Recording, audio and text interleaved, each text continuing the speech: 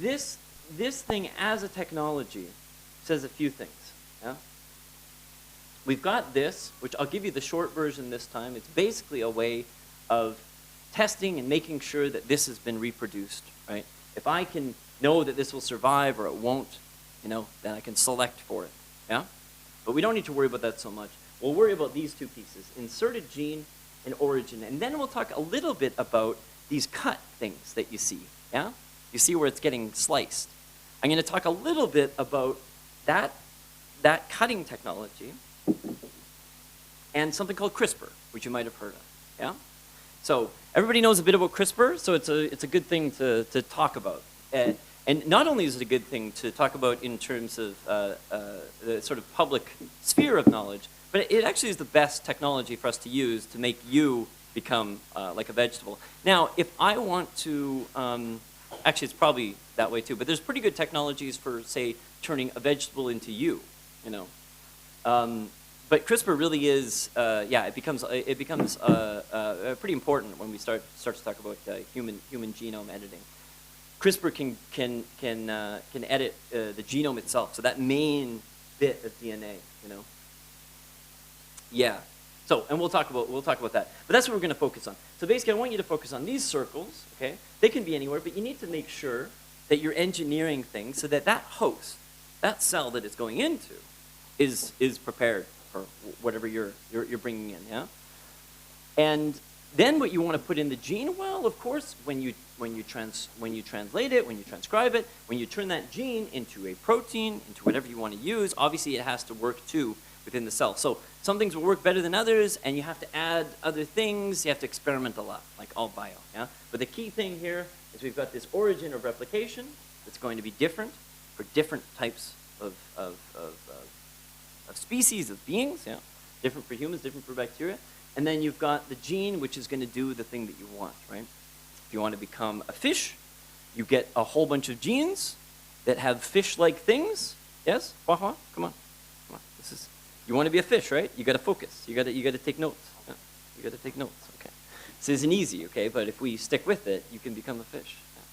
So you get a whole bunch of these genes that have fish-like characteristics and proteins and whatever, and you use this as your sort of vehicle. It's your vector, as we call it, and then you get them into that vector. Yeah? So, is this a natural thing? Is it natural? No. It's not? Someone take the microphone. It's art. It's art. Good. That's the correct answer. Doesn't matter what you think. If you say that is your answer, you will be correct. Yeah? Yes. I like art, so you're right. Yes. Yeah, go ahead. I think it's natural. Yeah. It's still a piece of DNA. Uh-huh.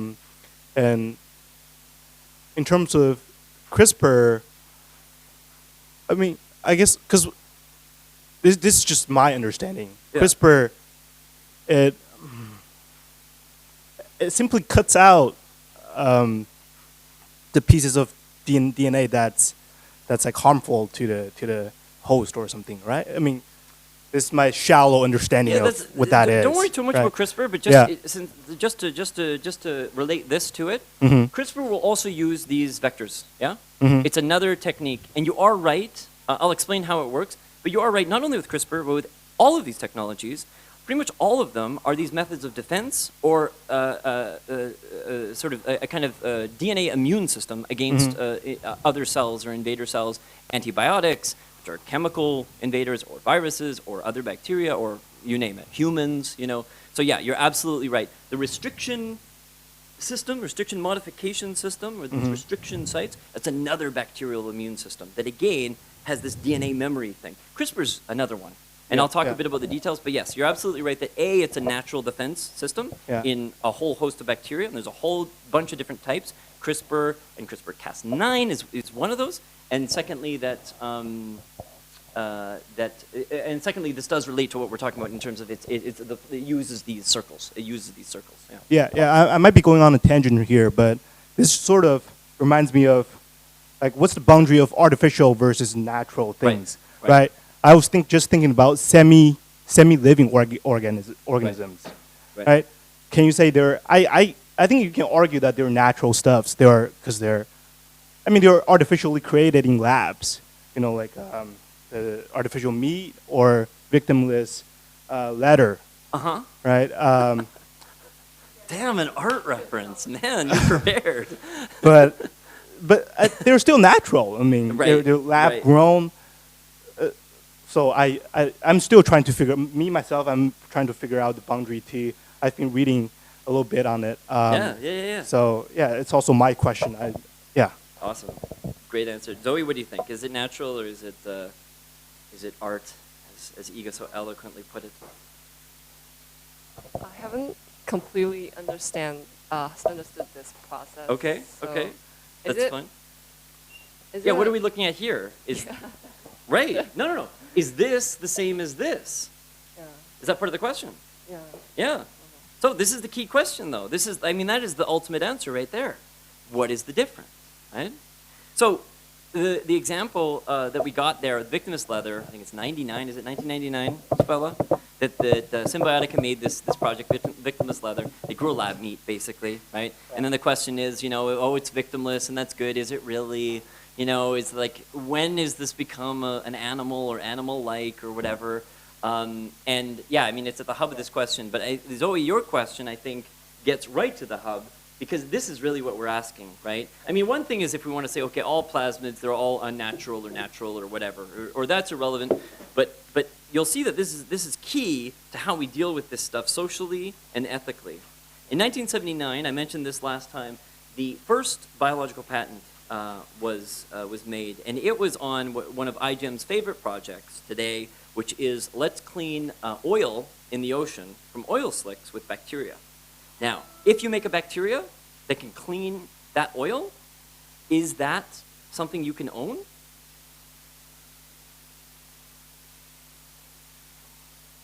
So if this is part of the definition, if it's sufficiently made by a human, then okay, you can own it. Yes?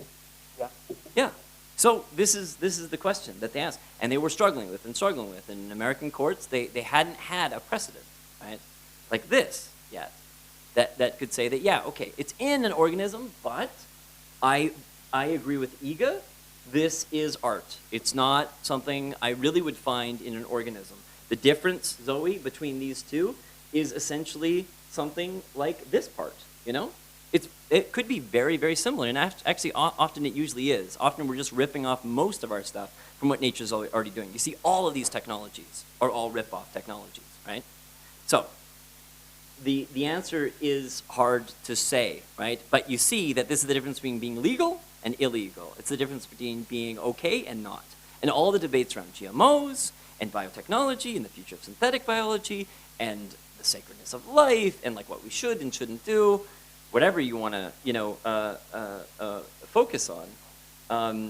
And Spella actually, when she talks, she'll talk about what she wants to talk about, but she said some nice things about how our sort of anthropocentrism, if it's, say, an animal form or a plant form or something, there's a real distinction in how we look at that, right? We tend to think more problematically about doing stuff with humans, whereas with lower forms or other, it's not as important. Now, there are many axes to look at that on. With bacteria, we don't seem to care too much, right? But when we start to say we can actually own it, this is another level, right, of relationship with that. So how much are we turning things into objects, into things that are able to have their own subjectivity or objectivity, their own naturalness or, synthetic nature? There's many, many different ways to frame this, right? But this is one way to think about this. Yeah? So this is something that we've taken. Now, whether or not you want to call it natural, whether or not you want to call it art or fabricated or whatever, it can go back into organisms and it can work once we've perfected the technology. Is that life then different than other life and so on? Well, these are just, a bunch of questions that we can start to ask. So, technologically speaking, these are some of the practical questions that we have to ask. Okay, so here it says, how do I get this stuff in? So you see, if I'm dealing with bacteria, or I'm dealing with yeast, or I'm dealing with plants, or mammals like humans, or blah, blah, blah, I have to use totally different techniques, right? So how do I get the bacteria? We saw how they do it, right? This is how they do it. They have this crazy peeless freaking kissing thing, and then they open up and they dump it out, and like, great. Is this going to work in humans? Is it going to work in humans? No. Correct. So how do we do it? Well, we've got all these different techniques. Yeah? We've got other methods for bacteria here. We've got other methods for yeast, for mammals. What are we trying to do? We're trying to turn us into vegetables. So we get the plant genes, and we put them in here, and these are the techniques that we're going to use. Liposomes, electroporation, this, right? If we want to turn plants into us, and this is the bonus thing, I'm offering everyone a bonus. Papa, you can turn yourself into a plant, yes? Or you can turn a plant into you, yes? Okay, but you have to stay seated. Otherwise, yeah, you'll never learn. So these are the two options. If I want to get it into a mammal cell, these are my options, right? If I want to get it into a plant cell, okay. We don't need to worry so much. But you see, there's just different techniques for each one. The genes are super similar. They're this library that you hear like, oh my God, we're 99% like bananas, and we're exactly like an insect, and kind of, right? If you looked at the cells and the structure, well, you don't need to look in a microscope. You can kind of see. There's a lot of differences, right? And when you start to use the DNA and put the DNA in different places, you see very clearly that there's all kinds of other stuff going on. Yeah. So here they say selection screening markers. Okay, this is the way in which we're able to kill off the cells we don't. So if I have a circle that I put something cool in there, and I want to make sure that it survives, and Ega expresses it, and she has green eyes, I want to make sure she gets green eyes, but I can't see it in my dish, I can give that resistance to some antibiotic, I can pour in that antibiotic, I can kill everything else, right? So if I'm going to do that technique, I got to pick something that will kill that type of cell. It's got to kill bacteria, it's got to kill human cells, it's got to kill yeast, et cetera, et cetera, et cetera. You can see there's some overlap, right? Like we take antibiotics. Do some of those antibiotics attack human cells? Yeah, hell yeah, yeah. Far from a magic bullet. I would say vaccination, or there are some technologies which get pretty specific. When vaccination primes the immune system, which is super crazy complicated and has tons and tons of super specific binding sites and so on. Antibiotics don't. They're these really basic chemicals. Is there, do they sort of, haphazardly go all over and kill different types of cells? Yeah, they do, right? Is neomycin more effective at, say, mammalian cells than yeast? Yes, as well, okay? But they're far from specific. This is the same with things like chemotherapy, right? We've got a chemical, it kills some cells, okay, we're hoping that the good guys last longer than the bad guys. It's like dropping bombs in a field, This is a little directed. It's like, okay, we'll kind of aim at the enemy, but you're kind of just chucking them, yeah? But again, we've got to learn the specificity of as best we can, based on what technologies we have, of these different cells, so. So there are two sides to this. Okay, one, we have hua, and we want to turn a plant into hua, right? So I promised you guys that I would teach you how to turn yourself into a vegetable, right? But the bonus of this talk is that I will teach you how to make a vegetable. No, wait. How to turn, yes. So I said I would turn you into a vegetable, right? And we'll do it, okay? But then the bonus is that I can turn a vegetable into you, or you can turn a vegetable into you, or into me if you really want, like in revenge for the talk, right? You can, at the end, you can get back at me by turning a vegetable into me. You get it, right? I know it's almost like a metaphysical puzzle, right? So if I want to get my cells into a plant and just keep dumping and dumping as many of my genes into these plants and making them more and more like me, this is the method that I use, yeah? So there's a lot of steps. There's a lot of different things. It doesn't really matter. This is the key. Once again, it's like you said, it's different things that attack other things. These like to attack and give plants tumors. This is a bacteria that attacks plants. So they're attacking them in order to attack them and get in there and get into the genome. They've done all the work, so we just take them and then we just say, okay, do your thing, and we'll change a couple things, right? We'll try and give you the thing that we want, and we've successfully done that. So now this is an appropriated technology, right, that we use. So this is an enemy of this, but it's a genetic enemy, we can call it, right? Because it gets in there and it can alter things, then we can kind of piggyback it, yeah? And that old method we saw for restriction modification is that CRISPR is that it's all comparable, yeah? And this is how that plasmid looks. So Zoe, again, we're seeing one of these circles. Is this natural? It's exactly your question, right? I don't know, right? Your call. So according to the American law courts in 1979, that bacteria was able to be patented, okay? So what does that say about these other questions? Nothing definite. These are more philosophical questions. But you can see beneath that is something about, you can kind of own bacteria, you can kind of own bits of genes, okay, right? Now, these are in life forms, and we kind of say pretty much everywhere that you kind of can't own something once it's alive, but where does that begin exactly, right? And this is, yeah, there's no answer. And then there's Americans who are patenting anything they can patent, right? If they can patent it, then they're happy. So there really is a big, important question for Americans. Can we patent it? Can we patent it? It looks nice, but can I patent it, you know? It's like, you want to marry this person? Yeah, but can I patent them? Right? Like this is what you want to know. On Tinder, can I patent this? You know, can I? So if I make them enough into a vegetable and then I put their profile, you know, then can I think so? Yeah. So this is the thing. The more you can make, this is what some people told me. They said, I don't want to become a vegetable, but I want to make other people a vegetable, right? And I'm like, well, then if you do that enough, maybe then you can patent them, and then you're good. So here we've got another circle, and I just took this directly off one of these programs, so it's got all the extra stuff, and so don't worry about all these details. But again, we got another circle, and this you can see is called Open Human. It's a great name, and this is geared towards working in what species? In human, yeah? So if I use this thing and I put it in a human and it's got a gene, I want to turn Iga into my favorite plant, a cactus, yes? And I want to turn her into a cactus, and I put a bunch of cactus genes in there that are going to make spike come out of her head and stuff like that, and I put this in, will it work? Yeah. Do you think no? What do you think? Yeah. Okay. Just yeah. You might as well, right? Because yeah, it's like we gotta have some frickin' variety here. Yeah. Keep the audience entertained. Yeah. Has anyone responded to my first question yet? Yeah. No. By the way, if you have questions in the audience, feel free to type to our wonderful correspondent here, Ewan. She will happily read them out loud to me. So you are correct and you are wrong. Thank you though for playing the game and not just saying the same thing as her.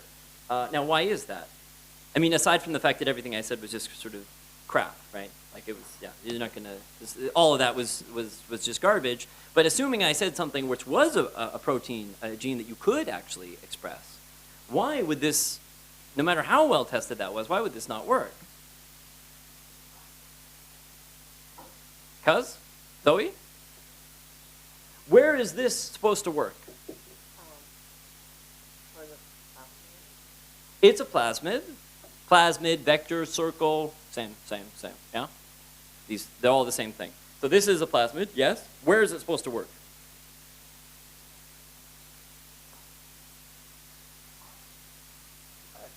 In plants, right? Is Iga a plant? Yet. Not yet, yes? So I put this in, not gonna work, yeah? Doesn't matter what I put in there, because I haven't paid attention to that part, right? Yeah? So you see that it's very, the cell, the host, is super important, right? Put all this DNA, it's all similar, whatever, right? This is super crucial, yeah? So if, on the other hand, I take this one and I put it in a cactus, and this has tons and tons of hua information, yeah? I've got half of hua over here, yeah? And I put it in my cactus because I want a hua cactus. Is it gonna express any of those proteins? No, why not? They're not, right? Okay. So this is really the key of the cell, you might call it. And this is the way that I framed it, is that you've got a totally different set of cell machinery and totally different way in which the cells operate, right? Now the gene is very important in a lot of sort of storage senses, and it really is a kind of database or library, you know. And what you can do absolutely is dependent on what genes are in there. But, you know, genes are, there's 4 bases. They're all pretty similar. There's a lot of repeats, you know. Really, a big, you know, what becomes really important is the cell and what it's transcribing, what it's picking from there, how it's dividing it up, what it's looking, what sort of sequences it's looking for. Really long sequences, and you know, so the cell has an importance, and that's really what this is all about, yeah. So how do we do CRISPR? We go back to this map, right? Again, we're altering that map. So I'll give you a couple seconds on CRISPR, and then we'll go to our special guest, Spela Petric, live from Amsterdam. And I've gone over a bit. I'm sorry. Well, this is CRISPR 101, yeah, for everyone in China. So, I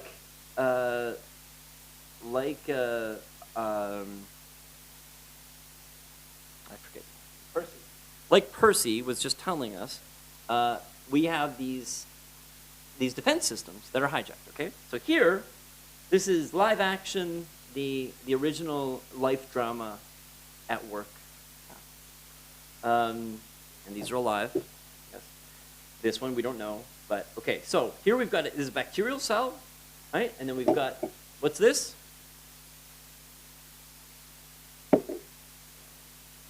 Spaceship. What? It's a mosquito. Yeah, it's a mosquito. What do you guys think? It's a mosquito. It's a mosquito, but done by like some kind of like Fablab kid who got taken on like hung and is he gone? Okay. This is a hung mosquito, you know, like it's like a mechanical, it's like a Instructables mosquito, you know. So no one recognizes this. So this is a schematic for a virus. Oh, okay. Yeah. So no, I mean like when you like every biological image, it looks nothing like that, and it's just this stupid image that people keep repeating. But this, you know, if you've seen enough of these stupid images, you know, okay, this is a signifying virus, yeah. I remember I saw this is a total tangent, but I saw this African like documentary, and they were showing both eyeballs, and then they had stairs, and these were symbols that we think of as naturalized, but yeah, they didn't recognize until you okay, and then they could start comparing, right? What's that? Yeah. So how much we sort of Anyway, so that's what that's supposed to be. It's supposed to be a virus. So here the virus is attacking. Yeah, it's like it shoots in a bunch of DNA, right? And it's got like this thing. You see, this is the same as that. Right? And then we've got the bacteria, and it's got a bunch of its genes. Now, there's 2 things with this CRISPR system you keep hearing about. There's a whole bunch of CRISPR systems, and this in its history refers to there's repeating units, and then there's what eventually they discovered is a kind of defense system, right? But there's a whole slew of them. Okay, there's CRISPR, Cas1, 2, like there's all these different systems. Cas9 is when you hear CRISPR, you're hearing CRISPR-Cas9. And there's a couple of other systems that are chosen to be technologies. Now, why would they choose just Cas9 and not any of the other ones that exist in nature? What's a reason for a technologist? Why choose that tiny bit of DNA and not working with the main genome? It's the easiest. It's the easiest. So Cas9 is just really simple. It's like a couple steps, right? And I'll show you what the steps are, yeah? And the other systems, they work fine too, but they're like, there are many steps, yeah? So we're stupid, we want to remain stupid, so we pick the stupidest possible system, right? And we work with it. Now I think it's 12, Cas12, and then there's an RNA one. So there's a couple others that they're technologizing now at this point. But they just, like what is super simple, yeah? That's what they want. Okay, so this is what's going on. So we got our DNA here, and then we go here. And basically what's going on here is that you've got the green match, yeah? And it's able to recognize it. And what it wants to do is either attack and break it, which we're going to see, or if it's new, it'll come take it and then put it in here. And then next time it won't be new anymore, yeah? Just like that example with the antibiotic and Huahua, right? So it'll either break it or it'll remember it, yeah? Those are the 2 basic functions. And this whole system is just, that's all it does. Yeah? It just recognizes DNA and then attacks the DNA it knows. Yeah? So there's a bit how it does it. Here we have this is Cas9 that we saw. These 3 Cas genes, they make this. Yeah? The protein looks nothing like this. Looks nothing like it. Doesn't look like this beanie baby blob with scissor hands. Yeah? It looks like all proteins, like a super complicated thing that you can't store in your brain. Yeah. So again, We get our bio artists, and they draw this thing that looks nothing like it, but oh, it kind of like makes sense. We've got like these Beanie Baby arms that are our scissor arms, yeah? So it's like Edward Scissorhands, but for blob people, yeah? So here we've got the Cas9. Again, we've got that thing. So here we're like, okay, we want to get rid of this. We want to take it down. So this is what it does. It has this piece of RNA. We know what RNA is, right? DNA turns into RNA, yeah? So it takes that, and then that's how it cuts it. So here we've got our two people who turned this into a technology. They basically added a little link there, and then they called it something else, and then they're going to win a Nobel Prize, yeah? And now they're super rich because they got tons of money. There's two people. That's just the American. There's also Emmanuelle Charpentier, but she's French, and French people are less important than Americans, and we know that because Americans do more TED Talks, right? We can verify this. So we just have the American, yeah? And yeah, but they both, it's actually funny because both of them are very cautious about the technology, but Charpentier especially, you know, whereas this is, I mean, this obviously is going to be a huge, this is just Boston, anyone who's born in Boston is excited right now, you know, and like this is going to absolutely erupt in the biotechnological world, right? Because of the consistency, because of how efficient it is, because of all these different things, yeah? There's other techniques that do this modifying a main genome, like we'll see, right? So look here, it's able to come up to this, you know, and do a double-stranded cut because we have two monkey arms here, right? We can do two strands, yeah? So that's something that a lot of other systems can't. There are other systems that do double-stranded cuts. This is just the best, yeah? It's just most efficient, blah, blah, blah, right? So, and it's very precise, high sort of consistency, et cetera, et cetera. So you see here, what used to be this trace RNA and CRISPR RNA, now it's called guide RNA. Yeah? So it's just guiding this now. Right? And now the final piece we add to this puzzle is now we can also have a template. We can have a piece that we want to put in. So because now this will cut in a very, very exact location because it's very good at defending itself from its enemies, and it has this system which is very simple and stupid, then we can use that to be very precise about where we cut, and we can put in whatever DNA we want. So you guys have heard of the CRISPR edited baby in Shenzhen about half a year ago? Yeah. So this is how. Yeah, so this is the method that he used, yeah. And this